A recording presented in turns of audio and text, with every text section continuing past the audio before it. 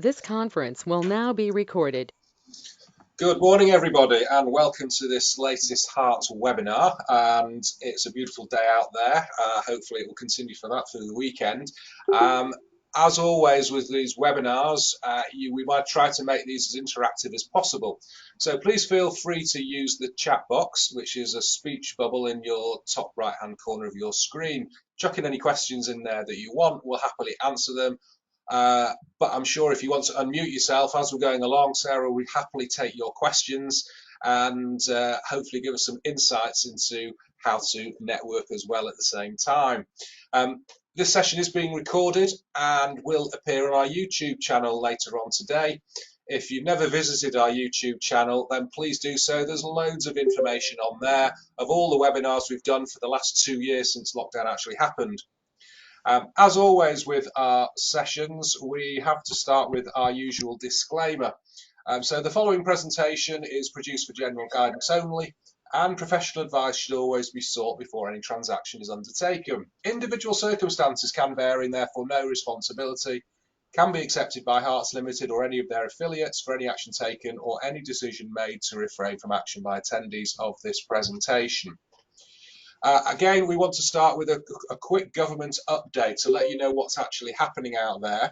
And the government will cover the cost of statutory sick pay, but that scheme actually ends today. So if you've got people off with COVID-related absences, then they will pay for your statutory sick pay, but it actually finishes, the rules finish today, and it's back to the normal rules. If you've still got time, if you're struggling to pay your self-assessment, to make an arrangement online, and there's no penalty for it.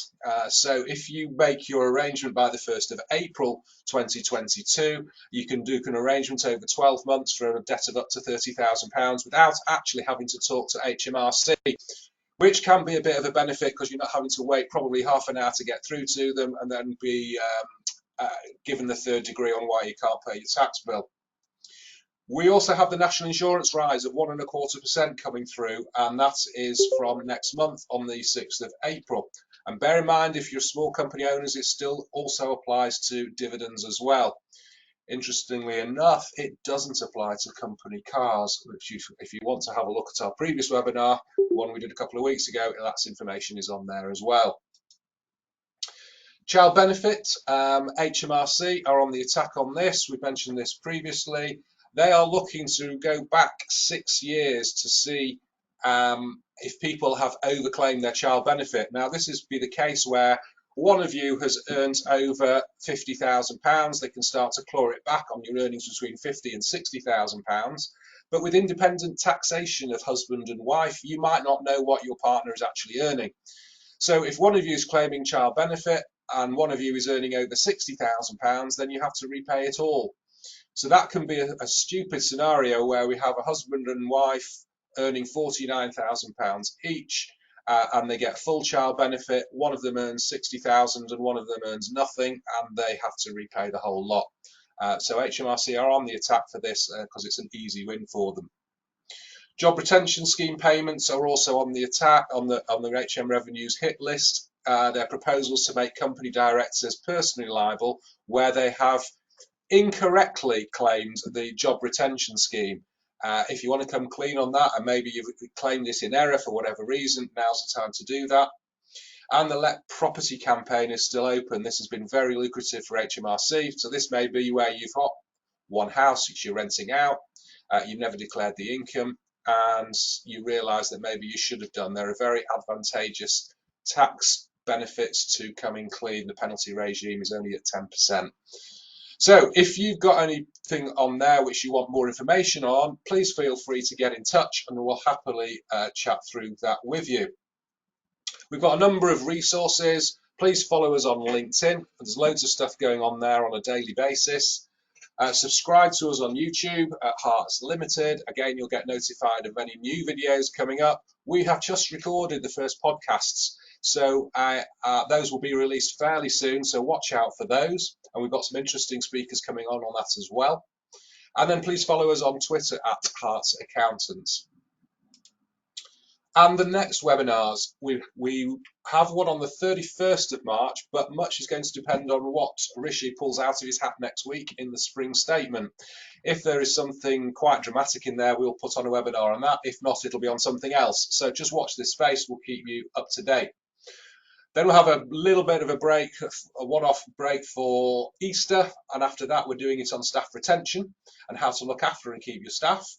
On the 12th of May, we're going to be looking at property letting. Should you do it through your company? Should you do it through on your own? What are the benefits and pitfalls and so on of owning property and dealing with the Let Property campaign in a bit more detail. 26th of May, we'll be looking at what research and development means for you. Can you claim significant tax benefits for doing something in relation to research and development? It's not men sitting in labs in white coats. It can relate to all sorts of stuff that's out there in relation to development of software, development of products, and so on. And then on the 9th of June, how to prepare a marketing plan. I get involved with a lot of businesses on business advisory side. And one thing which seems to be common among a lot of them, nearly all of them, is none of them seem to have a written down marketing plan. So it may well be useful for people to join in for that.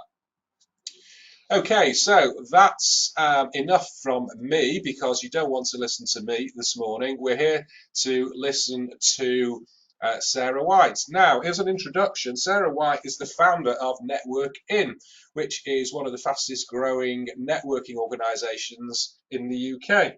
And Harts have been a member of this for a while, and we found it extremely useful as well. And I see there's a number of people on this call who are also members of Network In.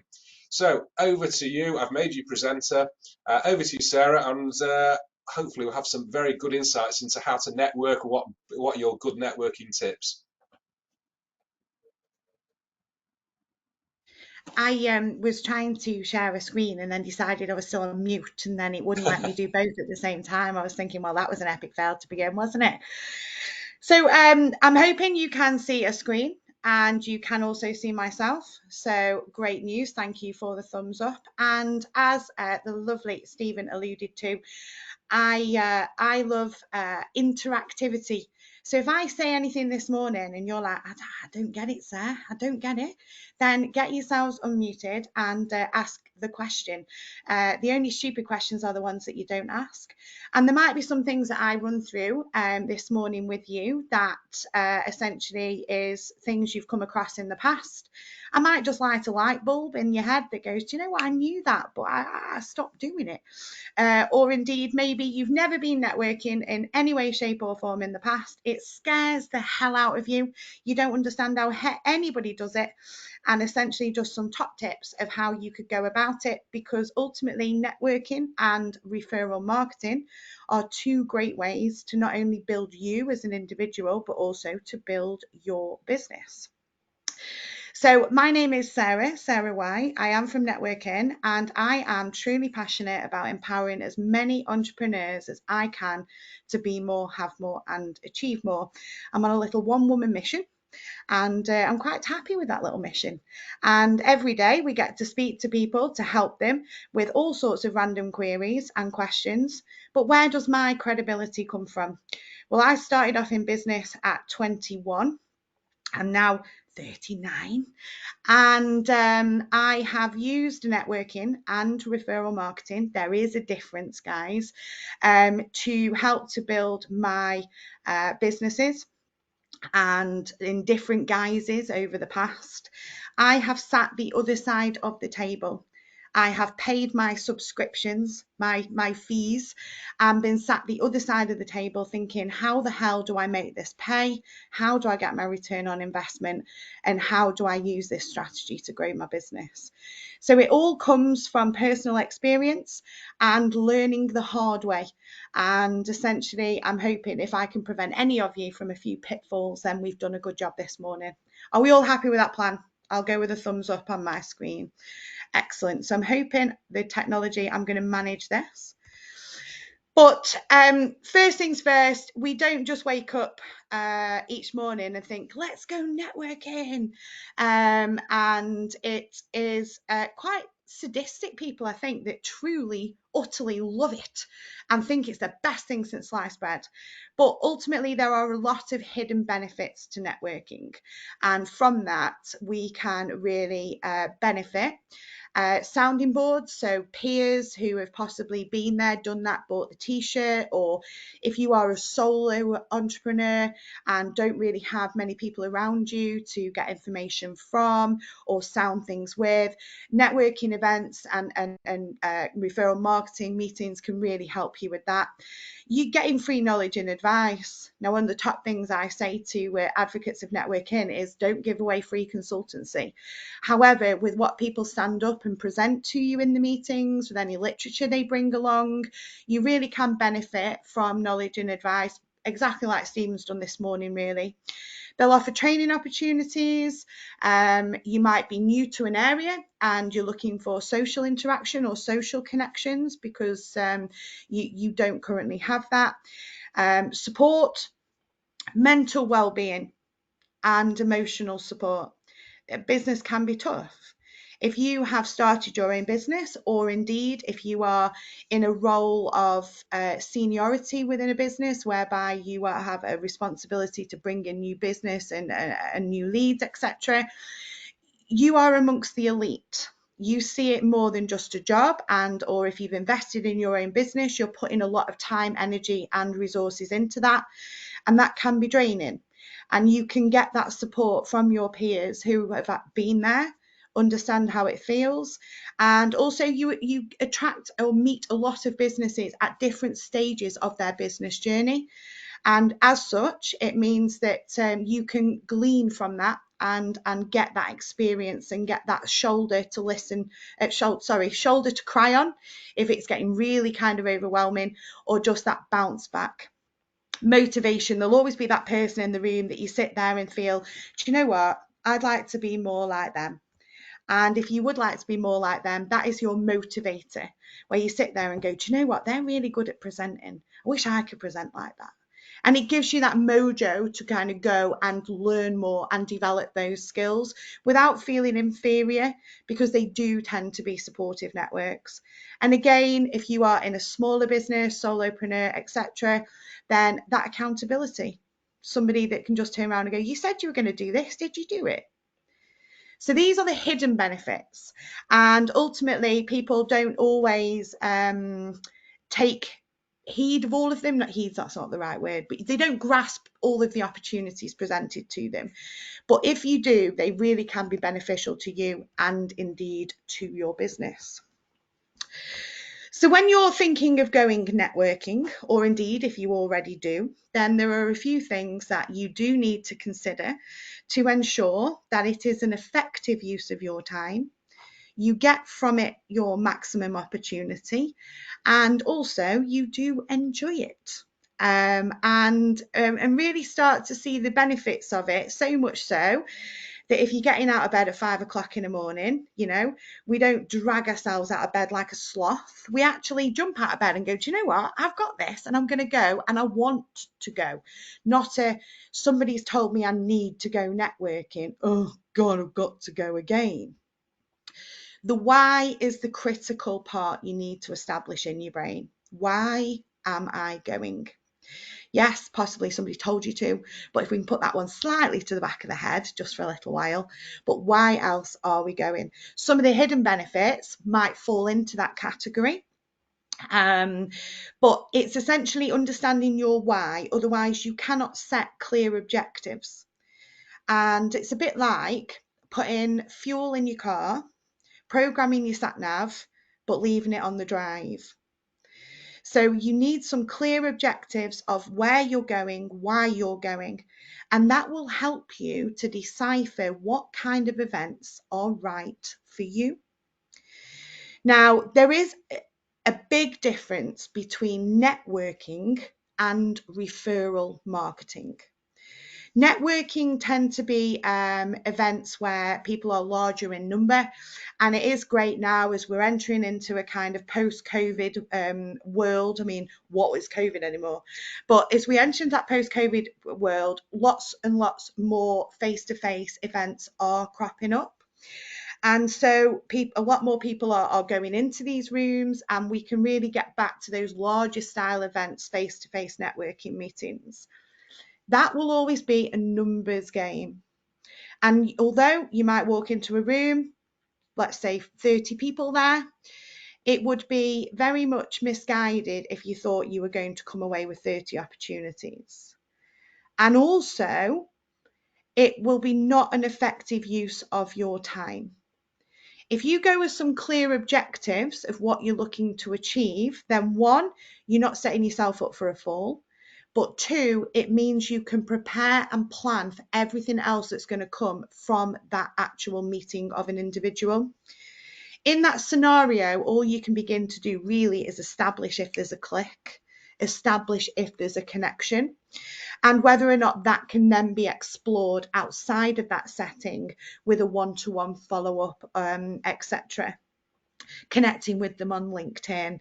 But you have got to have plenty of time in your diary to allow for those one-to-one meetings to happen, for the follow-up to take place, and for you to build on what was an initial spark to be able then to benefit from it in the long term. You may always get that quick win. A printer might walk into a room and go, "Have you got a business card?" "Well, actually, I've run out." "Well, do you know what? I can do you 250 business cards for 50 quid. Do you want some?" There'll always be that quick win example. However, anything that comes from your marketing activity, we don't just want that quick win. We will get that bread and butter business that just keeps putting the money into the bottom of the bank account and keeps the business going, which is critical. However, what we want is relationships that can be nurtured, that we can turn into a really long term relationship that just keeps on giving.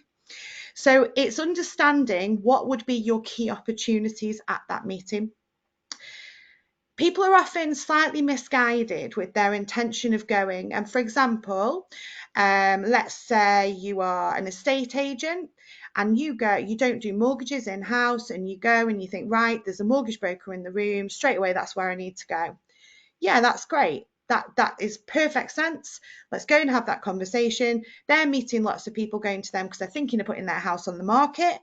And then you can then have their referrals for that basis to look at their mortgage opportunities, and you can bounce those back to the estate agent, and vice versa.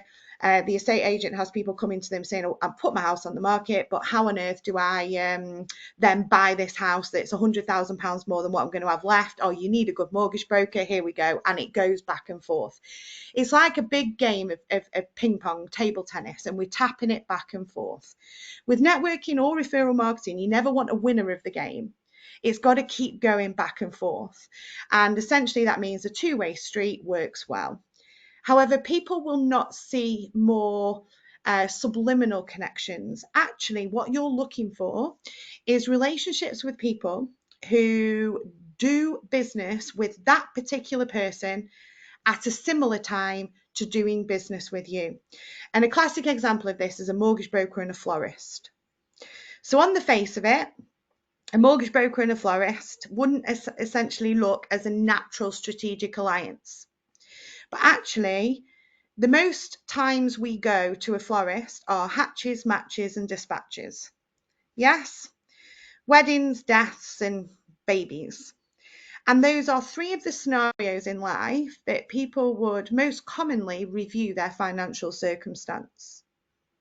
Somebody dies, leaves them some money, or somebody dies and they inherit a property. They're looking to get married, so they want to move home, create their forever home, or indeed a new baby, they need an extra bedroom, or they're looking at how do they become financially sound so that they can look after their newborn baby. And so therefore, an actual florist and a mortgage broker work in perfect synergy because their target audience, consumers, so rather vast, are looking to make a purchase from both of them at around the same time. So don't miss the slightly more undertones and look at who else would deal with a customer at the same time as I do, irrelevant of what sector they're in, because actually that becomes a great relationship to build and nurture. If Can I you're ask going, one question, just going back to the objectives of when we're getting in there? yeah. You talk about setting objectives. What sort of objectives should people set? Should it be a financial objective or just expanding their client base, or are they looking to make just more connections in various areas? What sorts of objectives do you come across from people? All of the above, Stephen, all of the Okay. above. And actually, it will very much depend on the why. Hmm. So, why are we deciding we need to go networking? Or why we need to go referral marketing? Why do we need to go and meet more people? Now, it might be that the order book's drying up. So you're like, we need to go and find more orders. It might be that the business is growing and they've taken on more staff, so they are actually in a good position and they want to go out and explore. Could be it's a brand new business, brand new startup. It could be a business that's been in business for a very long time and actually they're looking at fresher business because the repeat business or there's a new product or service that's come into the game. There are so many variants of why. There is also that good, fantastic why not that people have on the 1st of January every year around about 11 a.m. in the morning, normally as the hangovers start slightly to subside, and they all of a sudden go, you know what? I need to do something different this year. I know, I'll go networking. So you'll all find that any networking meetings through January and February are a lot fuller than the rest of the year. They've got bored by March. But essentially the first couple of months of the year, because they've had that New Year's Eve epiphany. But other than that, the whys will be so varied. It's whatever that trigger point is. But it's that why that creates the objectives and understanding what they want from it. Some people do just go because they want to improve their own skills. They want to go and learn from others. But 99% of people do go networking for financial gain. So I hope that there Yeah. isn't a definitive, unfortunately. And if there No, that's was, it'd fine. be a lot easier. And But we should write down our fast. objectives as well, really, as well, so we can refer back to them and stick with them, presumably. It's exactly like a marketing plan or a business plan, essentially. Mm. What is it? Would you ring up Yellow Pages and spend £2,000 on an advert without knowing what you were trying to attract or achieve? So it's just making sure you know what it is. What does success look like for you? And you'll see the final point on that screen that's there is the measuring of the success. And that is looking back at what the objectives were. So you can then decide if it's something you should continue to do or actually it's not for you, because it isn't for everybody. It really isn't. And a lot of people keep flogging the horse and they come to hate it so much because it's just not for them. And that's okay. That is okay. We've all got different skill sets and we've all got different dreams and desires. And actually, if it's not for us, it's not for us. We move on and we find something that is for us. So the type of event is based on what your objectives are. Meeting lots of people, meeting new connections, definitely go for your bigger events. If you're looking for something more niche, more specialist, then joining a regular meeting of a referral marketing where people know what their level of expectation is, that actually we're all looking to help to grow each other. We're all going to work together as a team. We're going to learn about each other's businesses, and then we're going to be forever looking for opportunities for each other. And people who feel valued and appreciated will far exceed your expectations. So, actually, if you start to demonstrate appreciation and gratitude to the people who are helping you to grow that business, ultimately, that is where you will start to see you create that deeper level of business relationship. And you get that personal connection and you educate the people in that room by means of whatever the agenda allows. So most agendas allow for you to at least introduce yourself, whether that be 30 seconds, a minute, or maybe more, dependent upon the actual type of event. But make sure you know what the agenda is going to be. Make sure you know what the expectation of it is going to be. How much open networking are you going to have versus a more structured setting? And what opportunity are you going to have to speak? Never go with the intention of selling. never go with the intention of selling. Always approach this as an education process. How do I teach those people in that room who I am, what I do, and how they can help me? And therefore, by educating them, you're not curtailing to just in that room. You never really want to network within four walls. What you actually want to do is use every other attendee as a doorway to open up into their world of connections and who you can help within that scenario. So actually a room of 10 or 15 with the average number of connections that people tend to have in business, actually that presents you with possibly around about at least 12,000 opportunities. Now that is massive. But it really does surprise me that people attend these events where the opportunity is so huge and they wing it. Don't fall into the wing it plan. All right. We've probably heard about preparation and planning prevents poor performance. And that's because it's been recorded. We don't want it to go back where I've said a naughty word. And they wing it. Now, the first thing I need you to do is get yourself a good introduction. Now, that is if somebody comes up to you and says, "Hi, my name is Sarah, pleased to meet you," you are able to respond to that with something that gets that conversation going. "Hi, yes, my name's Natasha. Hi, Natasha, nice to meet you." And then Natasha says to me, and I say to Natasha, "So what do you do, Natasha?" And then Natasha's going to come back at me with something that makes me sit there and go, "That's interesting. How do you do that?" So I definitely would never expect to walk into a meeting and for Stephen to say, "Hi, my name's Stephen. I'm an accountant." Oh dear. Oh dear. Accountants get a lot of bad rep.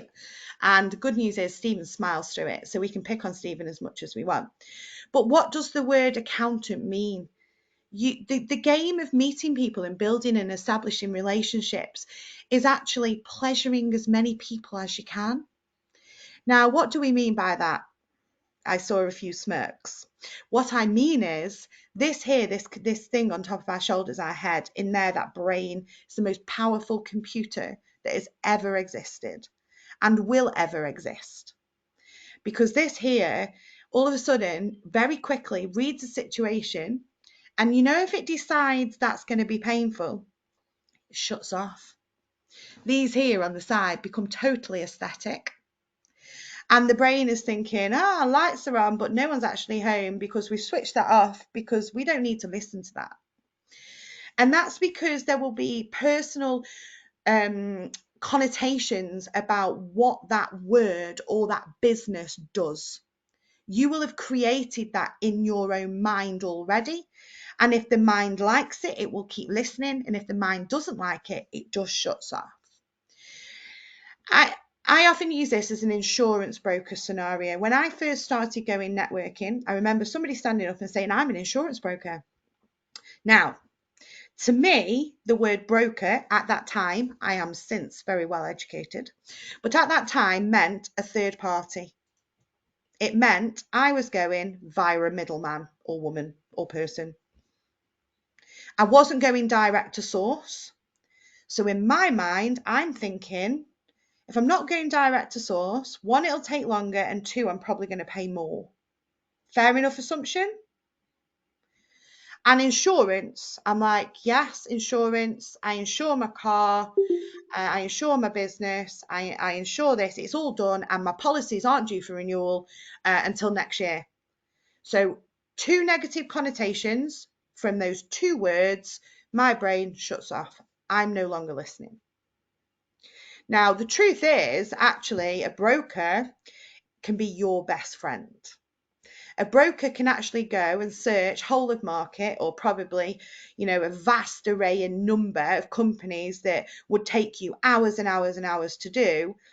But based on, they take information from you, they learn about specific areas, they understand what the circumstances, and they then know what or who is probably the best person or company or underwriter to go to be able to get you the policy that you need.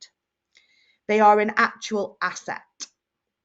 But unless that person can, or insurance broker can pleasure as many people as possible and teach them the benefits with their introductory statement of what an insurance broker can do to keep the lights on and keep the ears listening, they're fighting a losing battle.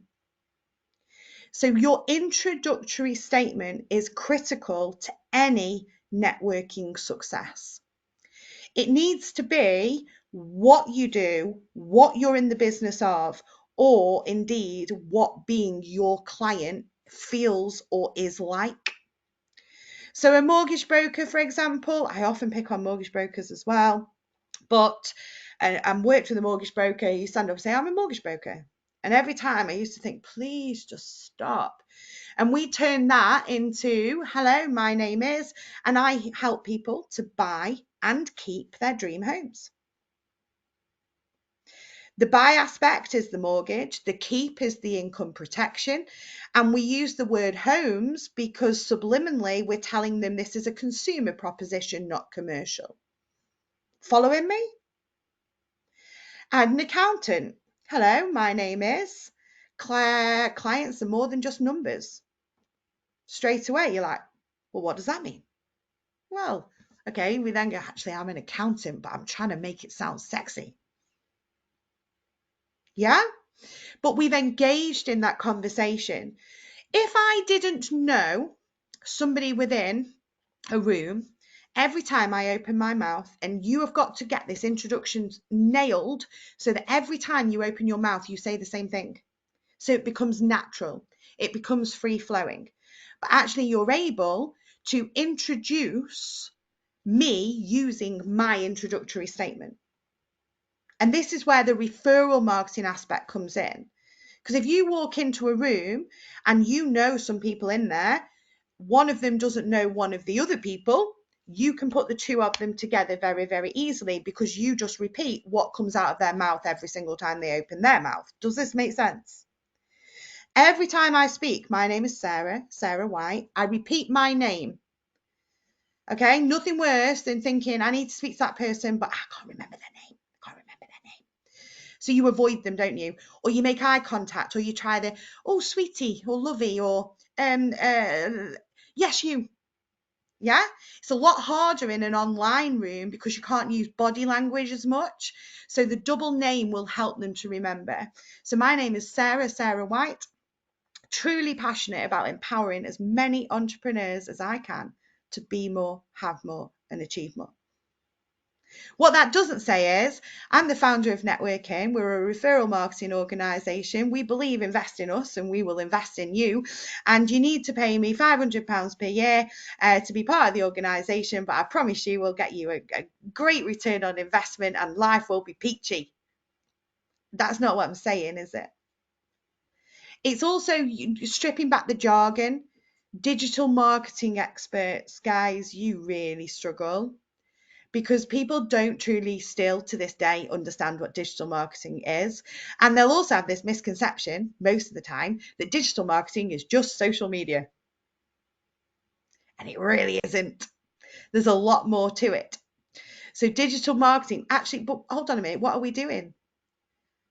I help you to connect with customers, or I help you to build your business using something other than a paper and a pen. I don't know, that's off the top of my head. But do you see how we're trying to turn this around? That there is a sales technique. I'm going back a long time, about 15 years ago, and I remember sitting in the sales workshop and they said to me, if you can get the customer to say yes 7 times, you've made the sale. Because apparently, if you ask them 7 questions and the answer was yes, when you then say, would you like to go ahead with that, the natural thing will be to say yes. In networking or referral marketing, the person you are talking to just needs to feel in control. And the way you give them that control is by lighting the light bulb in their head that says, that's interesting. So how do you do that? If you can nail that introductory statement, which is no more than 10, 15 seconds, and every time you're given the opportunity to speak, you say exactly the same thing, people will learn it and they will repeat it. So then if they want to send an email and go, do you know what? I saw that you were moving house, or you were thinking of moving house. I met somebody today who I think would be really great for me to introduce you to. They help people to buy and keep their dream homes. So I've used that introductory statement to refer that person on. So I've educated that person how to open the door for me. Does that make sense? Any questions on that? Oh, I've got a thumbs up off Benny. Way! I've never had a thumbs up before like that. I'm dead happy.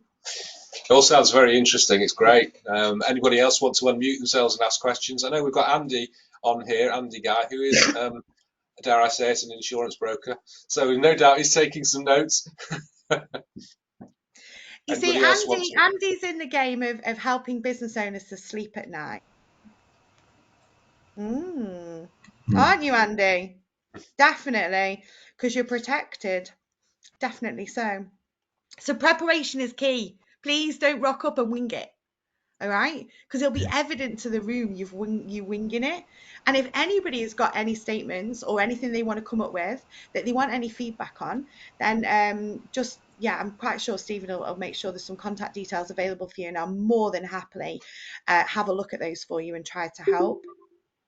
Yeah, if there isn't any questions, I'll very well, quickly. I was going to say, Sarah, it's Simon Mitchell Hill. I'm taking a tip there, repeating my name. Hi, Simon. Even though everyone can read it. I just, a bit controversial this, I was opening it to the floor really. Interesting, we've all come on to learn some tips about networking today, and quite a lot of people have chosen not to reveal themselves to the room. And I just wondered what your thought was. My thought? Well, everybody's thought, really. Yeah, Because well, my thought is I don't walk into a room with a bag on my head, so. My thought is this. So why are, I'm going to go back exactly to why have people done to this today, and what is their objective? Well, in this scenario, they possibly haven't come with the objective of networking. They've come with the objective of learning. And maybe they've thought, you know what, networking, I have to do brushing up, so I'm going to jump on. But they may be in an environment whereby it's not appropriate to have their camera on. So therefore, they might be working in the background. They might be just listening to this alongside something else. And that would make perfect sense not to have their camera on. If they came along to meet new people and to do a little bit of networking, then possibly that wasn't their wisest decision. But they might not have done their hair or their makeup, or they might still be in their jimmies. I think Benny's just said they didn't do the makeup, so that's it, you see.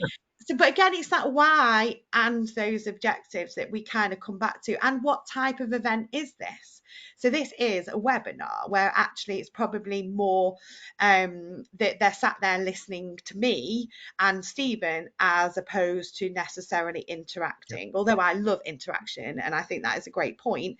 I would hope to goodness that they wouldn't pop onto an actual networking event online and not be looking in the whites of people's eyes, and vice versa, because that's where we start to establish that connection. Does that make sense? Of course it does, yeah. It's great point. I just wanted to throw it out and see what people said. I love it. I love it. So preparation and time. Please remember, if you're going to devote 2 hours of your time to attend any kind of event, make sure you have 2 hours in your diary over the following 2 weeks to follow up. And if you can't find that window in your diary, then I would be slightly hesitant in supporting your decision to go to the event. Now, that might be slightly controversial. And you'll think, well, actually going is better than staying at home.